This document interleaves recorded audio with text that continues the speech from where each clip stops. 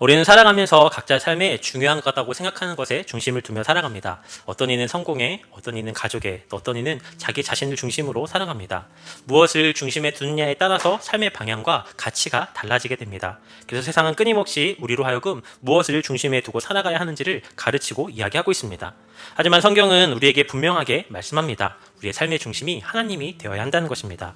하나님을 만나는 자리, 하나님께 예배하는 자리, 신앙의 공동체가 우리의 삶의 중심이 되어야 한다라고 말씀하고 있습니다.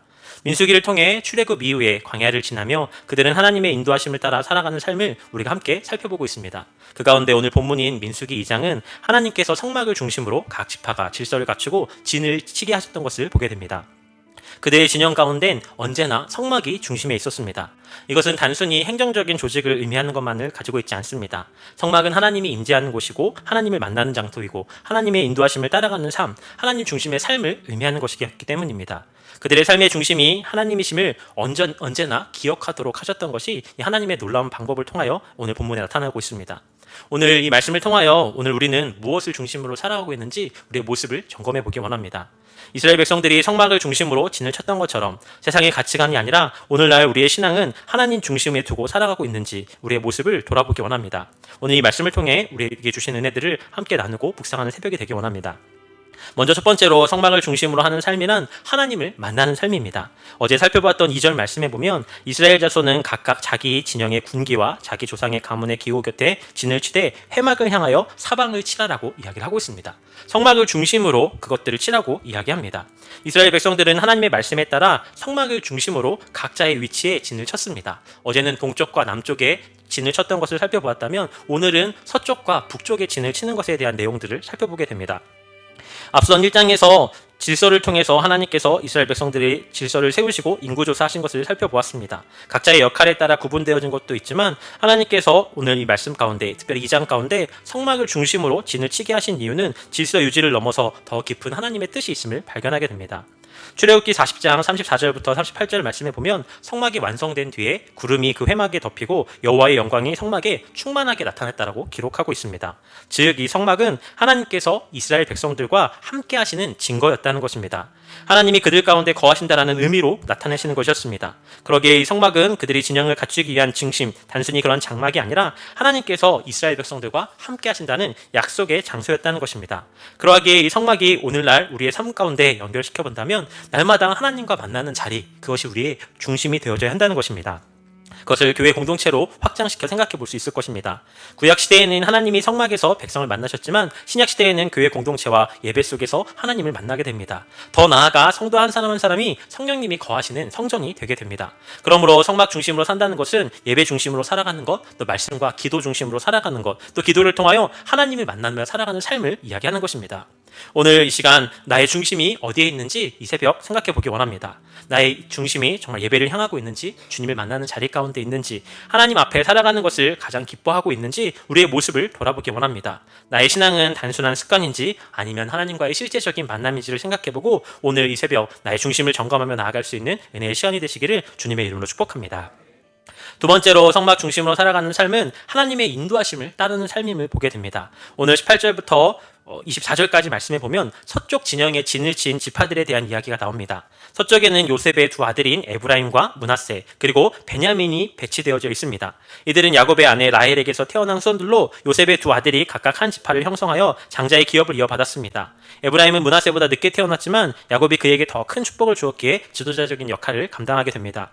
이 서쪽 진영은 군사적으로 보호와 후방의 역할들을 담당하는 자리로 이들은 하나님께서 주신 기업을 지키며 가나안 정복을 위한 준비들을 해야 했습니다. 또 25절부터 31절까지는 북쪽 진영에 있었던 단, 아셀, 납달리 지파를 이야기하고 있습니다. 단 지파는 인구가 많았지만 후에 우상숭배에 빠지는 잘못을 범하게 되어지고 아셀 지파는 풍요로운 기업을 물려받게 되어지고 납달리 지파는 갈릴리 지역의 중심으로 활동하게 되어졌던 지파들입니다. 이 북쪽 지파는 외부의 공격으로부터 방어하는 전략적인 위치에 있었고 이들이 후방을 지키며 이스라엘 공동체를 보호하는 역할을 담당했습니다. 그리고 33절에 보면 모든 지파가 성막을 중심으로 배치되어졌지만 레위 지파는 이 계수에서 빠졌음을 이야기합니다. 33절에 레위인은 이스라엘 자손과 함께 계수되지 아니하였으니 여호와께서 모세에게 명령하심과 같았느니라라고 교박하고 있습니다. 성막을 중심으로 레위 지파들이 성막을 관리하는 특별한 역할들을 맡았기에 군대 조직에서는 빠졌고 성막을 중심으로 하여 성막 봉사를 담당하고 하나님의 인재를 지키는 역할들을 레위인들이 했다는 것입니다. 그리고 오늘 2장의 내용의 결론 부분이 34절에 나오고 있습니다. 34절 말씀 같이 한번 읽어보도록 하겠습니다. 34절입니다. 이스라엘 자손이 여호와께서 모세에게 명령하신 대로 다 준행하여 각기 종족과 조상의 가문에 따르며 자기들의 길을 따라 진치기도 하며 행진하기도 하였더라. 아멘. 하나님의 인도하심을 따르는 삶을 살았다라고 이야기를 하고 있습니다. 이스라엘 백성들은 성막을 중심으로 진을 쳤고 하나님께서 움직이실 때 함께 이동했습니다. 그들은 하나님의 인도하심을 따라가는 삶을 이 광야에서 철저하게 훈련하였습니다. 하나님께서 머물라고 하면 머물고 가라고 하면 가는 일들을 통하여서 하나님 중심으로 살아가는 것을 훈련받았습니다. 구름기둥과 불기둥으로 인도하실 때 철저히 그것을 바라보며 하나님의 뜻대로 순종하는 것을 훈련하였던 것이 이 바로 광야의 시간이었습니다. 내 뜻대로 살아가는 삶이 아니라 하나님의 뜻에 순종하는 삶, 하나님의 말씀을 따라 걸으며 그분의 계획을 신뢰하는 삶을 살아가도록 이스라엘을 훈련시키시고 준비시키셨다는 것입니다. 하나님의 인도하심을 기다리고 또 그것들 가운데 인내하며 나아가고 또 그것들 가운데 온전히 신뢰하며 하나님을 따르는 삶을 이 성막을 중심으로 살아가는 삶을 통하여서 그들에게 훈련시키셨고 그들에게 보이셨다는 것입니다. 오늘 우리의 모습은 어떠한가요? 하나님을 중심으로 살아간다라고 이야기하지만 내 뜻이, 내 생각이 앞설 때가 더 많지 않으신가요? 기도와 말씀보다 세상의 가치관과 이성적인 생각이 더 기준이 되고 있지 않은지 오늘 이 새벽 우리의 모습을 돌아보기 원합니다. 하나님은 멈추라고 말씀하시는데 내 욕심과 교만으로 인해 더욱더 나아가려고 노력하고 있지 않은지 우리의 모습을 돌아보기 원합니다. 하나님께서는 오늘 말씀을 통해 다시 한번 우리에게 하나님을 중심에 두고 그 하나님의 인도하심을 따라 순종하는 삶을 살아야 한다라고 말씀하십니다. 하나님의 뜻을 따라 하나님의 인도하심을 따라가는 길이 우리의 삶 가운데 가장 안전하고 복된 길입니다. 오늘도 여러 세상의 말들 가운데 벗어나 오직 하나님의 말씀만을 기준으로 살아갈 수 있는 우리 하느님께 성도님들이 되시기를 주님의 이름으로 축복합니다. 마지막 세 번째는 그럼에도 불구하고 자신의 자리를 지켜야 한다는 것입니다. 오늘 말씀해 보면 북쪽과 또 서쪽에 진을 쳤던 지파들에 대한 이야기들이 나오고 있는데요. 각 지파들은 지정된 자리에서 이탈하지 않고 자기 자리를 지킨 채 광야에서 행군을 했습니다. 어떤 지파가 앞장서서 가야 하는지 또 어떤 지파의 뒤를 따라야 하는지 분명한 질서가 있었습니다. 이 모든 것들을 하나님께서 정해주셨고 그 일들대로 순종하며 그 일들을 행해야 했습니다. 오늘 31절 말씀해 보면 단의 진영에 속하여 계수함을 받은 군인의 총계는 15만 7,600명이라 그들의 길을 따라 후대로 행진할지니라 하시니라고 말씀하고 있습니다. 오늘 이 단지파는 군인의 수가 유다지파 다음으로 가장 많았습니다. 그런데 하나님께서는 이 단지파를 맨 후대에 행진하도록 명령하십니다.